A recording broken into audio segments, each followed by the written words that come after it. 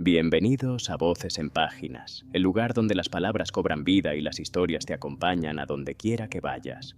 Prepárate para sumergirte en un mundo lleno de imaginación, conocimiento y aventuras narradas. Hoy voy a leer el libro titulado Markheim, de Robert Louis Stevenson. Espero que te guste y sin más dilación, comienzo a leer. Markheim, Robert Louis Stevenson. Sí, dijo el anticuario. Nuestras ganancias inesperadas son de varios tipos. Algunos clientes son ignorantes, y entonces los dividendos vienen de mis conocimientos superiores. Otros carecen de honradez. Aquí mantuvo en alto la vela de modo que la luz cayera directamente sobre el visitante. Y, en ese caso, continuó, saco provecho de mi virtud. Markheim acababa de entrar, dejando atrás las calles iluminadas por la luz del día. Sus ojos no se habían acostumbrado aún a la mezcla de claridad y negrura que había en la tienda. Ante aquellas palabras filosas, y debido a la cercana presencia de la llama, parpadeó penosamente y desvió a un lado la vista. El anticuario rió entre dientes. «Viene a verme en Navidad», prosiguió, «cuando sabe que estoy solo en casa, que he cerrado los postigos y decidido rehusarme a todo negocio. Pues bien, tendrá que pagarlo. Tendrá que pagar mi pérdida de tiempo, pues debería estar dedicado al balance de mis libros. Tendrá que pagar, además, por un tipo de comportamiento que hoy noto muy preponderante en usted. Soy la esencia misma de la discreción, y nunca hago preguntas molestas. Pero cuando un cliente es incapaz de mirarme a los ojos, tiene que pagar por ello». El anticuario rió entre dientes una vez más. Luego, volvió a la voz que usaba para negociar, aunque conservando una nota de ironía. «Como siempre, podrá usted explicar claramente cómo vino el objeto a su poder, ¿verdad?», continuó. «¿El gabinete de su tío todavía?».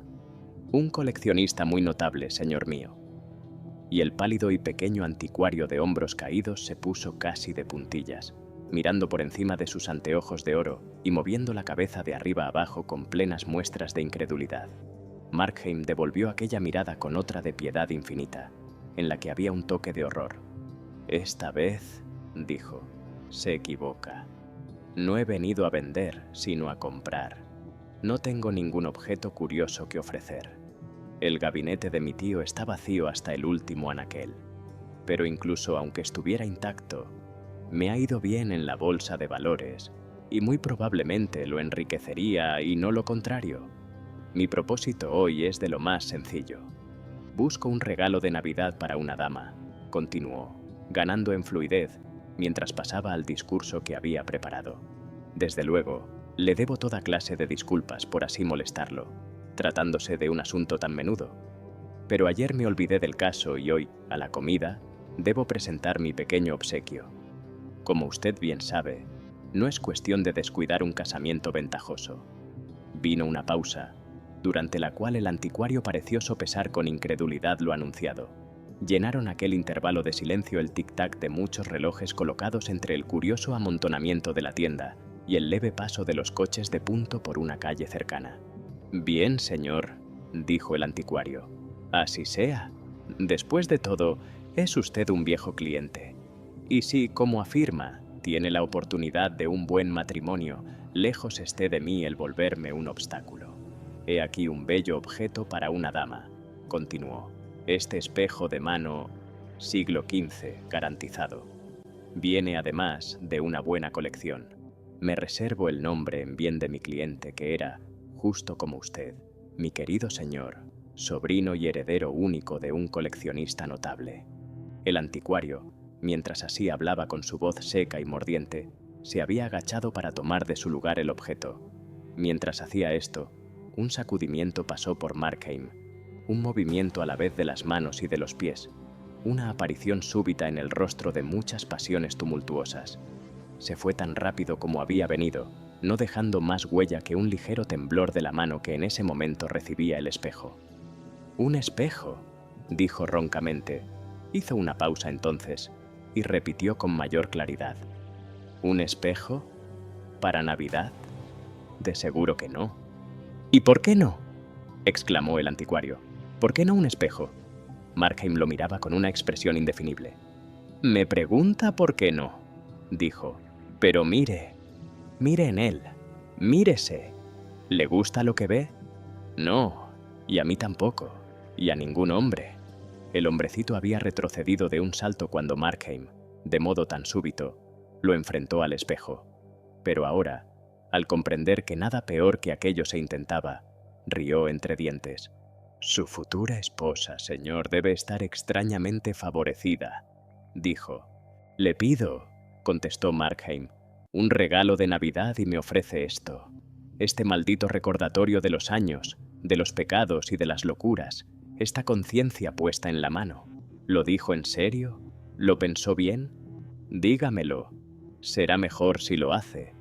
Vamos, hábleme de usted. Me atreveré ahora a afirmar lo siguiente, que, en el fondo, es usted un hombre muy caritativo. El anticuario miró fijamente a su acompañante. Era muy extraño. Markheim no parecía reír. Había en su rostro algo así como una ansiosa chispa de esperanza, pero nada de alegría. ¿A dónde quiere llegar?, preguntó el anticuario.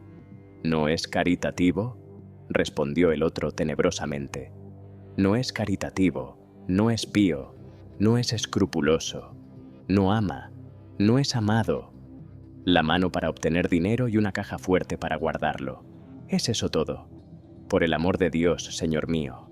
¿Es eso todo? Le diré de qué se trata, comenzó el anticuario con cierta aspereza, para romper una vez más en una risa entre dientes. Pero veo que este es para usted un compromiso de amor, y que ha estado bebiendo a la salud de la dama. «Ah», exclamó Markheim, lleno de una curiosidad extraña. «Ah, ¿estuvo alguna vez enamorado? Hábleme de ello». «¿Enamorado?», exclamó el anticuario. «Enamorado yo. Jamás tuve tiempo, ni lo tengo hoy para todas estas tonterías. ¿Quiere el espejo?» «¿Qué prisa hay?», replicó Markheim. «Es muy agradable estar aquí platicando. La vida es tan corta e insegura que no me apresuraría nunca a alejarme de ningún placer, ni siquiera de uno tan moderado como este. Más bien debiéramos asirnos a lo poco que nos es dado obtener, como se aferra un hombre al borde de un precipicio. Si bien lo piensa, cada segundo es un precipicio de 1 milla de profundidad, lo bastante hondo para que, si caemos en él, perdamos todo rasgo humano. Por ello, es mejor platicar placenteramente. Hablémonos. ¿Por qué llevar esta máscara? Volvámonos confidente uno del otro. ¿Quién lo sabe? Tal vez termináramos amigos. No tengo sino una cosa que decirle, respondió el anticuario. O efectúa la compra, o abandona mi tienda. Cierto, cierto, dijo Markheim. Basta de tonterías. Vayamos al negocio. Muéstreme algo más. El anticuario volvió a agacharse, esta vez para colocar el espejo en el estante. Su escaso pelo rubio le cayó por encima de los ojos al hacerlo. Markheim se acercó un poco, una de las manos en el bolsillo de su gabán. Se irguió, llenándose los pulmones de aire. Al mismo tiempo, en su rostro se dibujaban muchas emociones diferentes: terror, horror, resolución, fascinación y una repugnancia física. A través de un gesto desfigurado de su labio superior, sus dientes quedaron a la vista. «Tal vez esto sirva», observó el anticuario. Y entonces, cuando comenzaba a levantarse, Markheim saltó desde atrás sobre su víctima. La delgada y larga daga brilló al caer. El anticuario luchaba como una gallina. Se golpeó la sien con el estante y, enseguida, cayó sobre el piso en un montón. El tiempo tenía una veintena de vocecillas en aquella tienda, algunas majestuosas y lentas, como correspondía a su considerable edad, otras parlanchinas y presurosas. Todas ellas contaban los segundos en un intrincado coro de tic-tacs.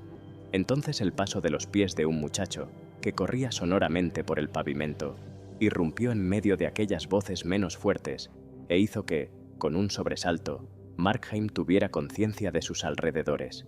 Miró en derredor con horror. La vela estaba sobre el mostrador y la llama oscilaba solemne debido a una corriente. A causa de ese movimiento mínimo, toda la habitación estaba llena de un bullicio silencioso y no cesaba de subir y bajar como un océano. Las altas sombras asentían. Las grandes manchas de oscuridad se hinchaban y encogían como si respiraran. Los rostros de los retratos y los dioses de porcelana cambiaban y ondulaban, como imágenes en el agua. La puerta interior permanecía entreabierta y fisgaba en aquella confederación de sombras con una larga hendedura de luz diurna, que parecía un dedo señalador. Los ojos de Markheim volvieron de esos vagabundeos ceñidos por el miedo al cuerpo de la víctima, allí donde yacía a la vez encorvado y tendido, increíblemente pequeño y extrañamente más insignificante que en vida. Vestido con aquellas ropas pobres y avarientas, en aquella actitud desgarbada, el anticuario parecía un montón de aserrín. Markheim había tenido miedo de verlo, y he aquí que nada era. Y sin embargo, mientras lo miraba, ese hato de ropa vieja y ese charco de sangre comenzaron a encontrar voces elocuentes. Allí debía quedar. Nadie había que diera movimiento a los hábiles goznes o dirigiera el milagro de la locomoción. Allí debía quedar hasta que lo encontraran. ¿Qué lo encontraran? Sí. ¿Y entonces? Entonces esa carne muerta lanzaría un grito que resonaría por toda Inglaterra, para luego llenar el mundo con los ecos de la persecución. Sí, muerto o no, aquel seguía siendo el enemigo.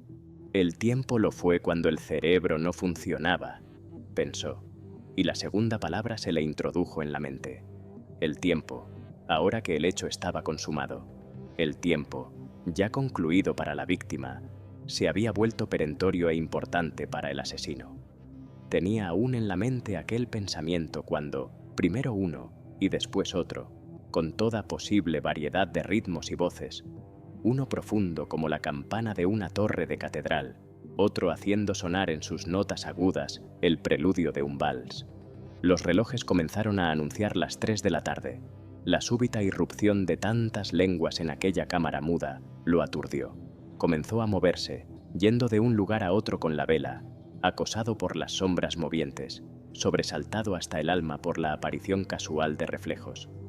Vio en muchos espejos suntuosos, algunos de diseño inglés, otros hechos en Venecia o Ámsterdam, cómo su rostro se repetía y se repetía, como si fuera un ejército de espías.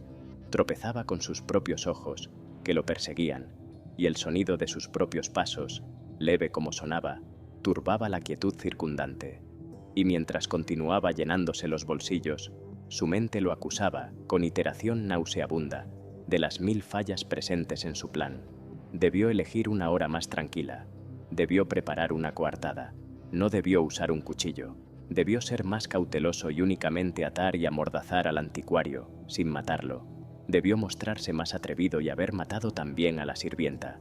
Debió hacerlo todo de otra manera.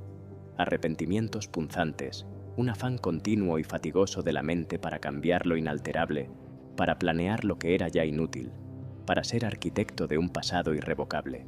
Mientras tanto, y por debajo de toda actividad, terrores bestiales, como el escabullirse de ratas en un ático desierto, le llenaban de tumultos las cámaras más remotas del cerebro. La mano del alguacil caería pesadamente sobre su hombro y sus nervios saltarían como un pez atrapado. O bien veía, en un transcurrir galopante, el banquillo de los acusados, la prisión, la horca y el negro ataúd.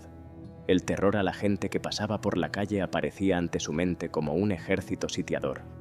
Era imposible, pensó, que algún rumor de la lucha no hubiera llegado a sus oídos, despertándoles la curiosidad. Y en ese momento, en todas las casas vecinas, los adivinó sentados en silencio, con el oído presto, gente solitaria, condenada a pasar la Navidad con el solo acompañamiento de memorias venidas del pasado, con un sobresalto sacadas de ese tierno ejercicio, felices fiestas familiares, quedadas en silencio alrededor de la mesa, la madre con el dedo aún levantado, toda condición y edad y disposición, y todos, desde el corazón mismo, husmeando y escuchando y tejiendo la cuerda con que lo ahorcarían. A veces le parecía imposible moverse con la debida suavidad. El tintineo de las elevadas copas de Bohemia sonaba como una campana. Alarmado por la sonoridad de los tic-tacs, estuvo tentado de detener los relojes. Y entonces, una vez más, con una rápida transición en la índole de sus terrores, el silencio mismo del lugar le pareció una fuente de peligros, algo que golpearía y congelaría a los transeúntes. Y pisaba con mayor decisión, y se movía ruidoso entre los objetos de la tienda, e imitaba, con baladronada muy premeditada, los movimientos de un hombre ocupado que, sin preocupaciones, andaba por su casa. Pero se encontraba ya tan exigido por las diferentes alarmas que, estando una parte de su mente alerta y sagaz, otra temblaba en el borde mismo de la locura. Una alucinación en especial se asió con firmeza a su credulidad. El vecino que, el blanco rostro pegado a la ventana, escuchaba. El transeúnte detenido, por una suposición horrible en la acera. Podían, en el peor de los casos, sospechar, pero no saber. Solo el sonido penetraba por las paredes de ladrillo y las ventanas cerradas. Pero aquí, en la casa, ¿estaba solo? Sabía que sí. Había visto a la sirvienta con aire de cortejo, vestida con lo mejor de su humilde ropa, diciendo en cada listón y en cada sonrisa, «Es mi día libre». Sí, estaba solo, desde luego. Y pese a ello, en el cuerpo de aquella casa vacía que estaba encima de él, ¿no escuchaba con toda seguridad el rumor de un pisar delicado? Estaba consciente, inexplicablemente consciente de alguna presencia. Ah, era seguro. Su imaginación lo seguía por cada habitación y cada rincón de la casa. Y ahora era una cosa sin rostro, pero con ojos para ver. Y ahora una sombra de sí mismo. Y ahora vuelve a contemplar la imagen del anticuario muerto, que de nuevo respira con astucia y odio. A veces, con un esfuerzo enorme, miraba la puerta abierta, que parecía seguir rechazando sus ojos. La casa era de cielo raso elevado, el tragaluz pequeño y sucio, y el día ciego a causa de la niebla. La luz que se filtraba hasta la planta baja era sumamente débil, y se la veía borrosa en el umbral de la tienda. Y, sin embargo, en esa franja de luminosidad, dudosa, ¿no oscilaba a la espera una sombra? De pronto, en la calle, un caballero muy jovial comenzó a golpear la puerta con su bastón, acompañando los golpes con gritos y chocarrerías, en los cuales continuamente se llamaba por su nombre al anticuario. Markheim, vuelto de hielo, echó una mirada al muerto, pero no, seguía del todo inmóvil. Había huido lejos, mucho más allá de donde podía escuchar esos golpes y esos gritos. Estaba hundido bajo mares de silencio, y su nombre, que en otras ocasiones habría atraído su atención hasta en el rugir de una tormenta, se había convertido en un sonido hueco, y al poco tiempo, el caballero jovial desistió de sus llamados y partió. He aquí una insinuación clara de que se apresurara a cumplirlo aún pendiente, que se alejara de aquel barrio acusador, que se sumergiera en un baño de multitudes londinenses y alcanzara, al otro lado del día, ese abrigo de seguridad y de supuesta inocencia. Su lecho. Un visitante había venido. Otro pudiera imitarlo en cualquier momento, mostrándose más obstinado. Sería un fracaso demasiado aborrecible haber llevado a cabo el hecho y no cosechar las ganancias.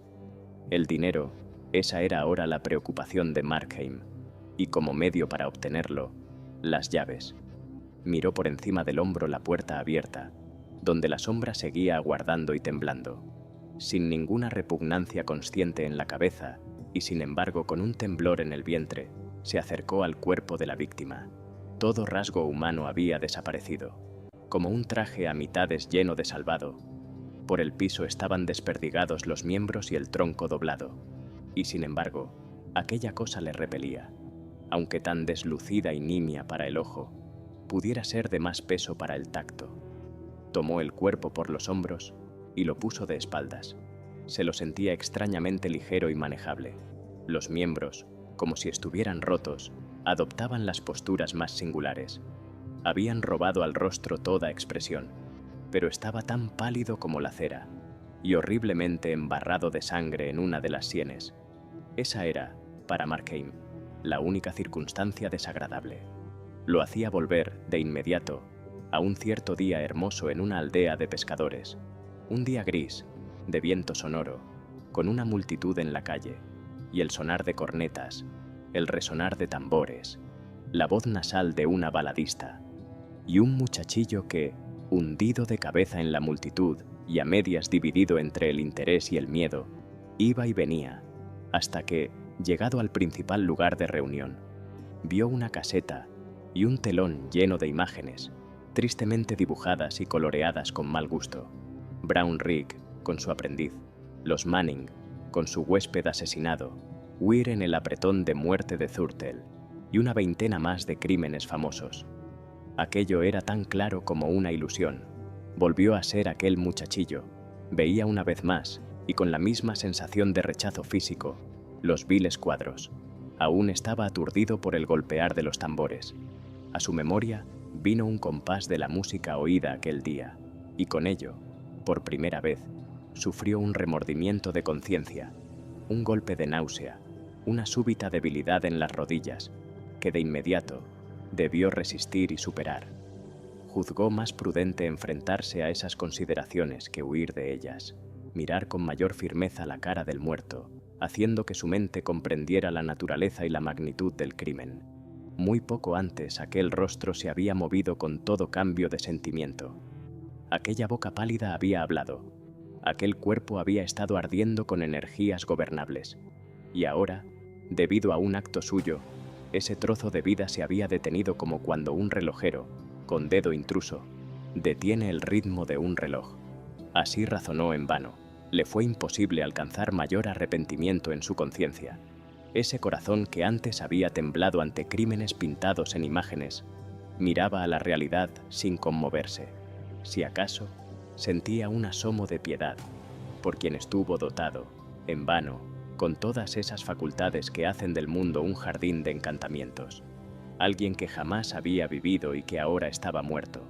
Pero de contrición nada, ni una vibración. Así, librándose de aquellas consideraciones, tomó las llaves y se dirigió a la puerta abierta de la tienda. Afuera, había comenzado a llover con fuerza. El sonido del aguacero sobre el tejado había desvanecido el silencio. Como si fuera una caverna rezumante, las cámaras de la casa estaban rondadas por ecos incesantes, que llenaban el oído y se mezclaban al tic-tac de los relojes.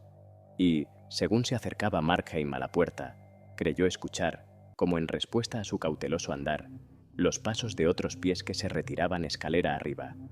La sombra seguía palpitando vagamente en el umbral. Puso en sus músculos una tonelada de resolución y tiró de la puerta.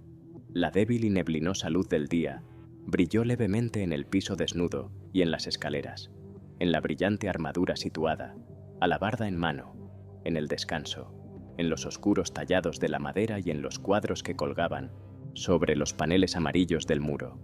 Tan sonoro era el batir de la lluvia en toda la casa que, a oídos de Markheim, comenzó a separarse en muchos sonidos diferentes. Pisadas y suspiros, el paso de regimientos en marcha a la distancia, el tintineo de monedas en el mostrador y el rechinido de puertas abiertas furtivamente parecían mezclarse con el repiqueteo de las gotas en la cúpula y el precipitarse del agua por los caños.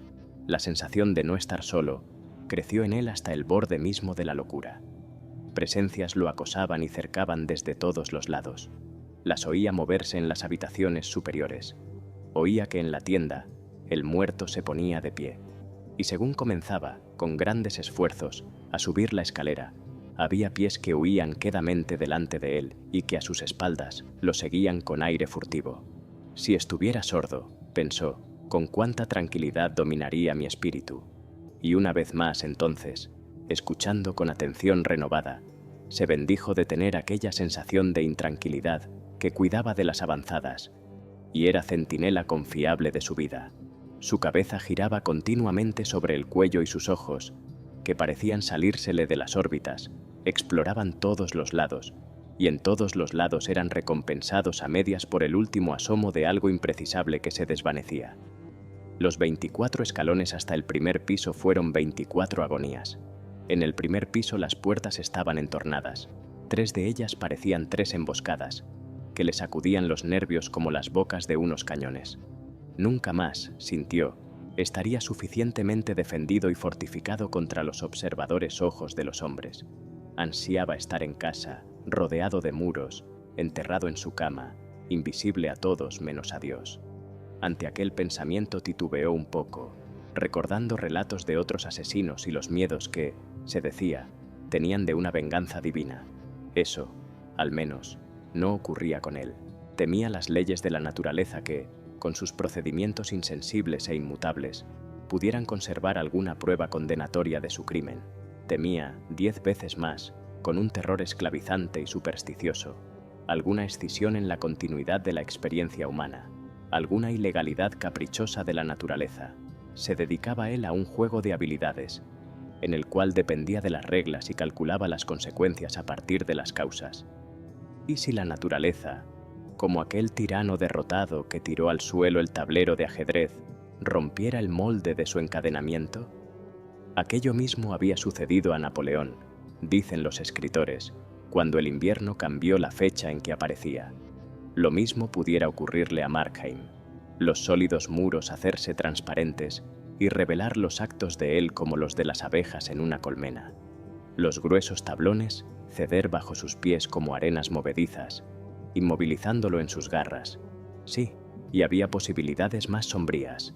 Por ejemplo, que la casa se derrumbara y lo apresara junto al cuerpo de la víctima, o que la casa vecina se incendiara y los bomberos lo rodearan por todos sitios.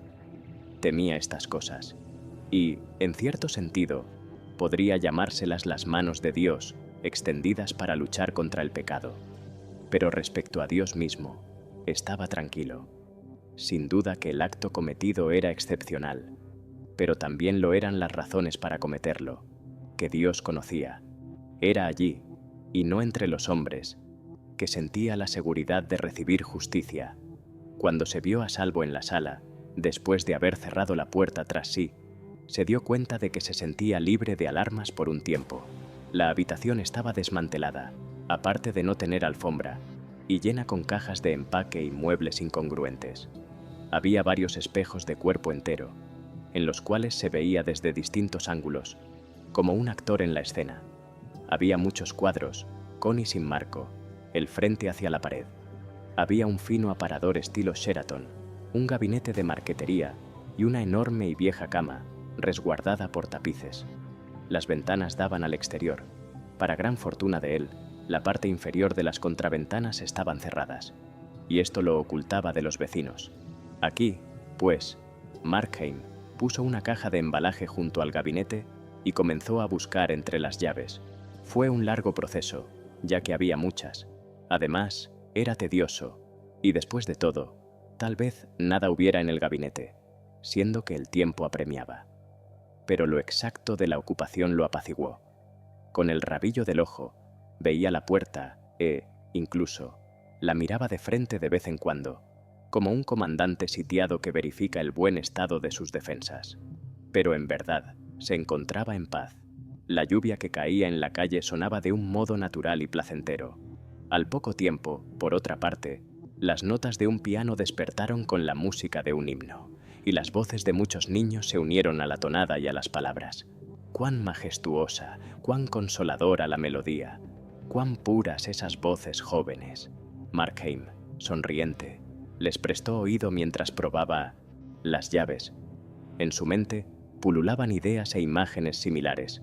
Niños que iban a la iglesia y el resonar del gran órgano, niños en el campo, bañistas a orillas de un arroyo, paseantes de los campos llenos de arbustos, pilotos de cometas en el cielo ventoso y navegado por nubes, y luego, con otro cambio en la cadencia del himno, de vuelta a la iglesia, a la somnolencia de los domingos de verano, a la voz sonora y suave del párroco, y sonreía ligeramente al recordarlo, y las pintadas tumbas jacobinas, y el borroso mensaje de los 10 mandamientos en el presbiterio.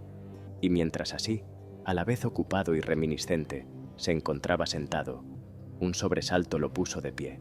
Un relámpago de hielo, un relámpago de fuego, un golpe de sangre pasaron por él, y allí quedó, transfijo y expectante. Pasos subían por la escalera lenta y regularmente, y al poco tiempo, una mano se posó en la perilla de la puerta. La cerradura sonó, y la puerta se fue abriendo. El miedo tenía a Markheim en un puño. No sabía qué esperar. El muerto caminando, los oficiales encargados de la justicia humana, algún testigo casual que ciegamente entraba a la habitación para condenarlo a la horca. Pero cuando por la apertura asomó un rostro, echó un vistazo por todo el cuarto. Lo miró a él, lo saludó y sonrió, como en amistoso reconocimiento, y luego desapareció. Cerrando la puerta tras sí, con un grito ronco el miedo se liberó de todo control. Ante aquel sonido, el visitante regresó. ¿Me llamó?, preguntó con tono amable. Y diciendo esto, entró en la habitación y cerró tras sí la puerta. Markheim, inmóvil, lo miraba con toda su fuerza. Tal vez hubiera una película frente a sus ojos, pues el contorno del recién llegado parecía cambiar y oscilar como el de los ídolos a la luz temblorosa de la tienda. En ocasiones le parecía conocerlo, en ocasiones le parecía que el otro tenía rasgos en común con él, y siempre, como una masa de terror viviente, en su pecho sentía la convicción de que aquello no era ni de la tierra ni de Dios. Y pese a todo, la criatura presentaba una extraña apariencia cotidiana mientras allí de pie miraba a Markheim con una sonrisa. Y cuando agregó, «Supongo que está buscando el dinero», lo hizo en un tono de cortesía normal. Markheim no respondió. «Debo advertirle», prosiguió el otro, «que la sirvienta dejó a su novio antes de lo acostumbrado, y pronto estará aquí. Si descubren al señor Markheim en esta casa, innecesario es describirle las consecuencias». «¿Me conoce?», exclamó el asesino. El visitante sonrió.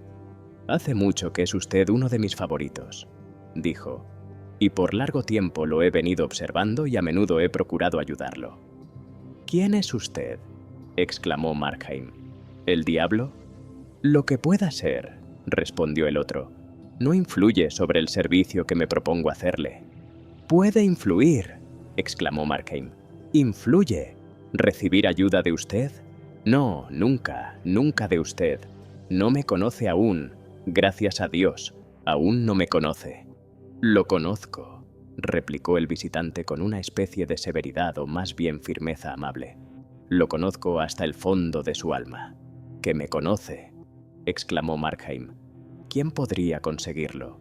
Mi vida no es sino un disfraz y una denigración de mí mismo. He vivido para defraudar mi naturaleza. Todos los hombres lo hacen. Todos los hombres son mejores que el disfraz que crece alrededor de ellos y los asfixia. Se ve a cada uno de ellos arrastrado por la vida, como un ser a quien algunos bandidos han envuelto en una capa, ahogándole los gritos.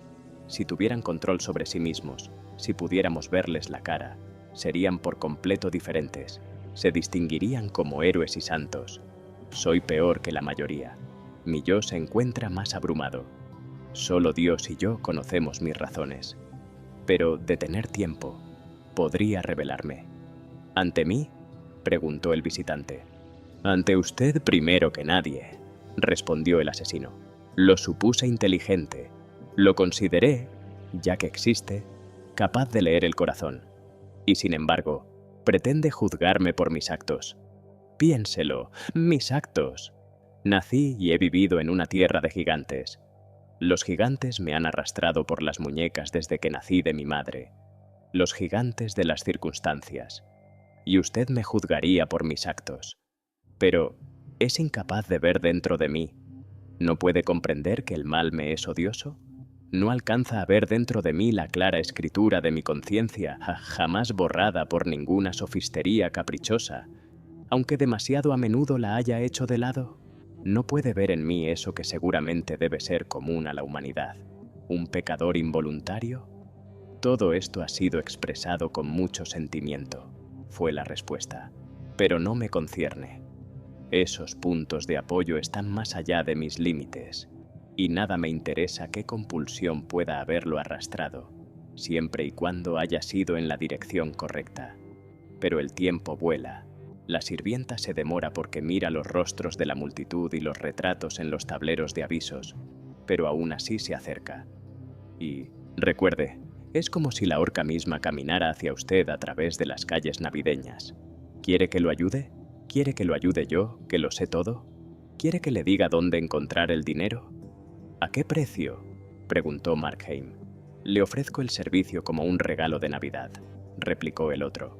Markheim no pudo evitar el sonreír con una especie de triunfo amargo. «No», dijo, «no aceptaré nada de usted. Si estuviera muriendo de sed y fuera su mano la que pusiera el jarro en mis labios, encontraría valor para rechazarlo. Tal vez sea crédulo, pero nada haré para ponerme en poder del mal. No tengo objeciones a un arrepentimiento en el lecho de muerte», observó el visitante. Porque no cree en su eficacia, exclamó Markheim. No he dicho eso, replicó el otro, pero miro esas cosas desde una perspectiva diferente, y cuando la vida ha concluido, mi interés cesa. El hombre vivió para servirme, para diseminar opiniones oscuras a socapa de la religión, o para sembrar cizaña, como usted lo hace, en el transcurso de un frágil acatamiento del deseo. Ahora que se acerca tanto a su liberación, solo un servicio más puede agregar: arrepentirse, morir sonriendo, y con ello, aumentar la confianza y la esperanza de los más timoratos de mis seguidores supervivientes. No soy un amo tan duro.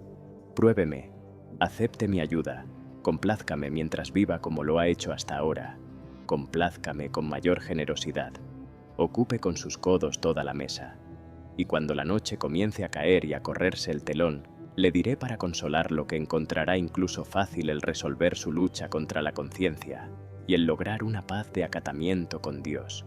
Vengo ahora mismo de un lecho de muerte semejante, y la habitación estaba llena de dolientes sinceros, que escuchaban las últimas palabras del hombre. Y cuando miré aquel rostro, que a modo de pedernal había sido opuesto a la misericordia, encontré que sonreía con esperanza. «¿Y entonces, me supone usted ese tipo de criatura?», preguntó Markheim. «¿Piensa que no tengo aspiración más generosa que pecar y pecar y pecar para finalmente colarme en el cielo? Mi corazón se revela ante tales pensamientos. ¿Es esta, entonces, la experiencia que ha tenido con la humanidad? ¿O supone en mí esa bajeza porque me ha descubierto infraganti? ¿Es este asesinato en verdad tan impío que haya secado las fuentes mismas de la bondad?». «El asesinato no representa a mis ojos una categoría especial», replicó el otro. «Todos los pecados son un asesinato, tal como toda vida es una guerra. Considero a su especie como marinos muertos de hambre sobre una balsa, que arrancan mendrugos de las manos del hambre y se alimentan de la vida ajena. Sigo a los pecados más allá del momento en que se los comete. En todo encuentro que la muerte es la consecuencia última. A mis ojos, la hermosa doncella que engaña a su madre con gracias seductoras respecto a un baile, no menos visiblemente muestra el gotear de la sangre humana que un asesino como usted. ¿Dije que sigo los pecados? También las virtudes. No se diferencian ni por el grueso de una uña, pues ambos son guadañas para el ángel cosechador de la muerte. El mal, para el cual vivo, no consiste en un acto, sino en el carácter. Me es querido el hombre malo, no el acto malvado cuyos frutos, si pudiéramos seguirlos lo bastante lejos en la impetuosa catarata de las edades, bien pudieran resultar más bienaventurados que los de las virtudes más exquisitas. Y no le ofrezco favorecer su escape porque haya asesinado a un anticuario, sino porque es Markheim. «Abriré mi corazón ante usted», respondió Markheim. «Este crimen en que me ha sorprendido será el último para mí. En el camino he aprendido muchas lecciones. El mismo es una lección de peso. Hasta el presente me encaminaba con repugnancia a lo que no debía hacer. Era esclavo de la pobreza, esclavo obligado y castigado con dureza. Hay virtudes robustas que pueden resistir esas tentaciones, no la mía. Tengo sed de placer. Pero hoy, de este acto, derivo advertencia y riquezas, tanto el poder como una resolución renovada de ser yo mismo. En todas las cosas seré un actor libre en el mundo. Comienzo a verme como un ser cambiado, las manos agentes de la bondad y el corazón en paz. Algo viene a mí desde el pasado, algo en lo que he soñado los domingos al anochecer, cuando escucho el órgano de la iglesia, que he predicho cuando derramo lágrimas sobre los libros nobles, o de lo que hablé, siendo un niño inocente, con mi madre. He ahí mi vida. Me extravié por unos años, pero ahora veo, una vez más, la ciudad de mi destino. Supongo que piensa emplear este dinero en la bolsa de valores, subrayó el visitante, y, si no me equivoco, ya perdió en ella algunos miles. «Ah», dijo Markheim, «pero en esta ocasión tengo algo seguro. Esta vez, de nuevo, perderá usted», replicó el visitante con suavidad. «Ah, pero guardaré la mitad», gritó Markheim. «También la perderá», dijo el otro. En la frente de Markheim comenzó a brotar sudor. Bien, pues entonces, ¿qué importa?, exclamó. Digamos que lo pierdo, digamos que vuelvo a caer en la pobreza. ¿Seguirá una parte de mí, la peor, dominando hasta el final a la mejor? El mal y el bien corren por mí fuertes, jalándome en ambas direcciones. No amo una de las cosas, las amo todas. Puedo concebir grandes hechos, renunciaciones, martirios. Y aunque haya caído en un crimen tal como el asesinato, no es la piedad extraña a mis pensamientos.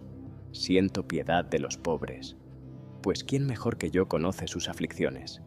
Siento piedad por ellos y los ayudo. Aprecio el amor, amo las risas honestas.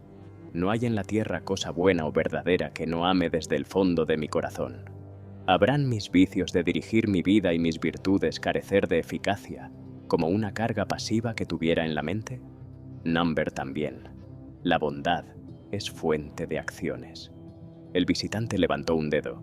He observado que en los 36 años que lleva en este mundo, dijo, a través de muchos cambios de fortuna y muchas variaciones de temperamento, su caída ha sido constante. Hace 15 años lo hubiera sobresaltado un robo. Hace 3, hubiera palidecido ante la mención de la palabra asesinato. ¿Hay algún crimen? ¿Alguna crueldad vil ante el cual todavía retroceda? Dentro de 5 años lo sorprenderé en ese hecho. Su camino señala hacia abajo, siempre hacia abajo, y nada, sino la muerte puede detenerlo. Cierto, dijo Markheim roncamente, en alguna medida he obedecido al mal, pero así ocurre con todos. Los santos mismos, en el mero ejercicio de vivir, se vuelven menos refinados y adoptan el tono de su circunstancia. Le haré una pregunta sencilla, dijo el otro. Mientras responde, le presentaré su horóscopo verbal. En muchas cosas se ha vuelto más laxo. Tal vez tenga razón en ser así. De cualquier manera, ocurre lo mismo con todos los hombres. Pero, concedido eso, es usted en cualquier aspecto particular, no importa cuán insignificante, más difícil de satisfacer en su conducta, o en todas las cosas se conduce con rienda más suelta. ¿Cualquiera?, repitió Markheim, con pensamiento angustiado. No, agregó con desesperación. En ninguno. En todos he ido cayendo. Entonces, dijo el visitante, conténtese con lo que es, pues nunca cambiará. Y las palabras expresadas por usted en esta etapa han quedado irrevocablemente escritas. Markheim estuvo callado por un largo tiempo, y a decir verdad, fue el visitante quien rompió el silencio. Estando las cosas así, preguntó, ¿le mostraré dónde se encuentra el dinero? ¿No hay gracia?, preguntó Markheim. ¿No hizo el intento ya?, replicó el otro. Hace 2 o 3 años, no lo vi en el estrado de las reuniones religiosas, su voz la más sonora en el canto de los himnos. Es verdad, dijo Markheim, y ahora veo con claridad cuál es el deber pendiente. Desde el fondo de mi alma le agradezco esas lecciones. He abierto los ojos y, por fin, me veo tal como soy. En ese momento, la nota aguda del timbre sonó por toda la casa. El visitante, como si fuera esta una señal concertada de antemano, que hubiera estado esperando, cambió al punto de comportamiento. «La sirvienta», gritó, «ha regresado, como se lo advertí, y ahora queda ante usted un trozo de camino más difícil. Debe decirle que su amo se siente mal. Déjela entrar con rostro firme, pero serio, nada de sonrisas, no sobreactúe, y le prometo que tendrá éxito. Una vez que la chica esté dentro, la misma destreza que le sirvió para deshacerse del anticuario eliminará este último obstáculo en su salida. De ahí en adelante, tendrá toda la tarde, toda la noche de ser necesario, para saquear los tesoros de la casa y asegurar la huida. Es una ayuda que viene disfrazada de peligro.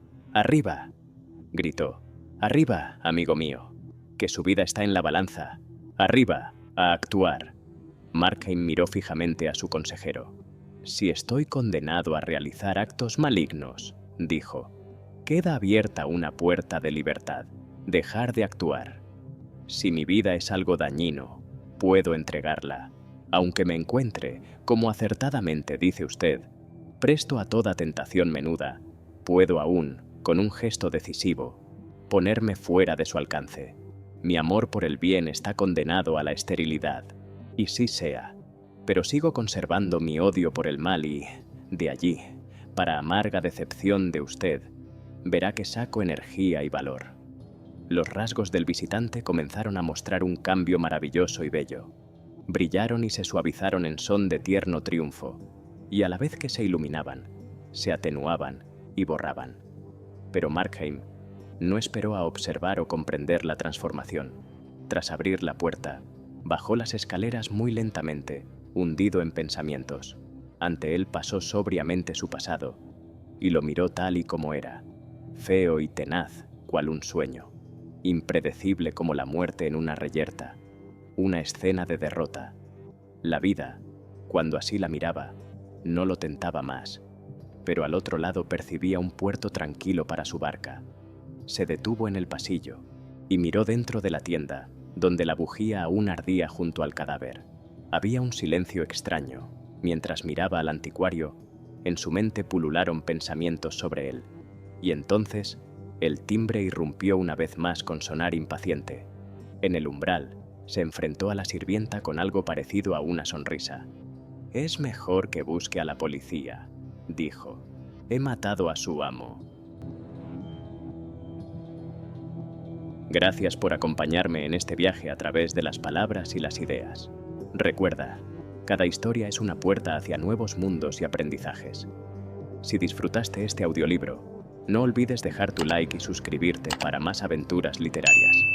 Nos vemos en el próximo capítulo, donde la magia de los libros continúa. ¡Hasta pronto!